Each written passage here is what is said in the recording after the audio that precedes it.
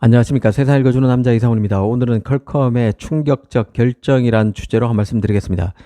지금 시기는 이 파운드리 분야의 한정에서 보면 삼성이 압도적 선두인 TSMC를 따라갈 수 있느냐 여부를 가르는 중요한 국면에 놓여 있습니다. 급격히 커지고 있는 AI 시장은 최선단 노드가 가능한 선두권 파운드리도 급성장할 수 있는 자양분으로 작용하고 있습니다. 그런데 이런 기회가 모두 TSMC로 쏠리면서 삼성과 TSMC 간 격차는 역대 최대 수준으로 벌어졌습니다. 삼성 파운드리 점유율의 8배 이상을 가져가고 있는 게 TSMC입니다. 이 원인은 최선단 노드에서 삼성의 낮은 수율과 갈수록 중요해지고 있는 패키징 능력에서 TSMC가 월등하기 때문인데요. 전공정, 후공정 모두에서 완패입니다. 삼성은 핀펜 노드에서 부진을 만회하기 위해서 3나노부터 서둘러 게이트 올 어라운드로 전환했습니다. 하지만 이 게이트 올 어라운드 노드는 이 저조한 수율에 시달리고 또 마지막 핀펜 노드인 4나노는 시장 신뢰를 잃은 상태가 지속되면서 반전은커녕 핀치로 더 내몰리고 있는 게 삼성입니다. 이 반면 TSMC는 자신의 최고 핀펜 노드인 4나노와 3나노를 안정적으로 가져가면서 AI 칩은 4나노에서 그리고 최선단 AP는 3나노에서 물량을 싹쓸이하는 저력을 보여주고 있습니다. 일전에도 말씀드렸듯이 삼성이 이런 TSMC 쪽으로 극단적으로 쏠린 파운드리 판을 뒤엎기 위해서는 반드시 잡아야 할 팹리스가 있는데요. 바로 이 퀄컴과 구글입니다. 특히 퀄컴이 만드는 칩 수도 많고 종류도 다양하기 때문에 바로 퀄컴이 가장 중요한 고객이라 할 수 있는데요.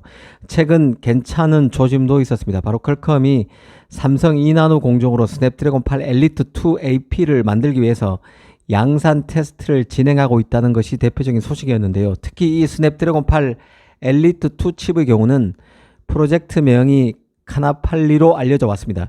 이 카나팔리 프로젝트는 기본 버전과 카나팔리 S 두 가지 버전으로 제작되는데요. 기본 버전은 알려진 대로 TSMC 3나노 파생 노드인 N3P로 제작되고 이 카나팔리 S가 삼성의 2나노 몫이라는 게 내용의 핵심이었습니다. 그런데 최근 그 유명 팁스터인 주칸 로스레브가 카나팔리 S 프로젝트가 조용히 보류될 가능성을 제기하고 나섰는데요. 갤럭시 S26 울트라에 탑재될 것으로 예상되던 삼성이 만든 퀄컴의 AP인 코드명 SM8850 S가 퀄컴의 문서에서 지워졌다는 게 그 이유입니다. 이 S가 퀄컴 스냅드래곤 8 엘리트 2 칩에서 삼성이 만드는 칩을 의미하는 것이기 때문에 모든 스냅드래곤 8 엘리트 2 칩 물량이 삼성에겐 전혀 없고 TSMC의 3나노 노드인 N3P에서 생산될 것임을 시사한다는 것입니다. 이니셜 S가 사라져서 삼성에서 만드는 그 AP가 없을 것이란 게 유명 팁스터 주칸 로스레브의 추측인 것이죠.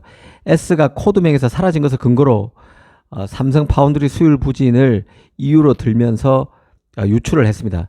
그러면서 삼성의 2나노가 여전히 양산을 위한 수율 마지노선인 70%에 크게 부진한 게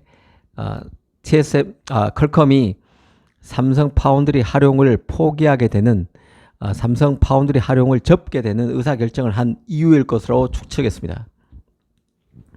아직은 오피셜이 아닌데요. 퀄컴이 스냅드래곤 8 엘리트 2 칩을 삼성 파운드리에 일부 맡겼는지 여부는 오는 9월 23일 미국에서 열리는 스냅드래곤 서밋에서 최종 확인될 것입니다. 다만 팁스터의 업로드 내용을 통해서 삼성 파운드리에 대한 시장의 낮은 신뢰를 확인할 수 있다는 생각이 듭니다.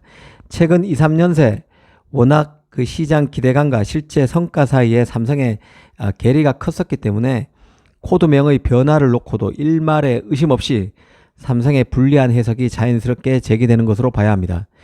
사실 수율은 너무 민감한 이슈입니다. 그래서 지금 몇 %를 달성했다는 식의 얘기는 그냥 관측일 뿐인데요. 사실은 아닐 것이라는 얘기죠.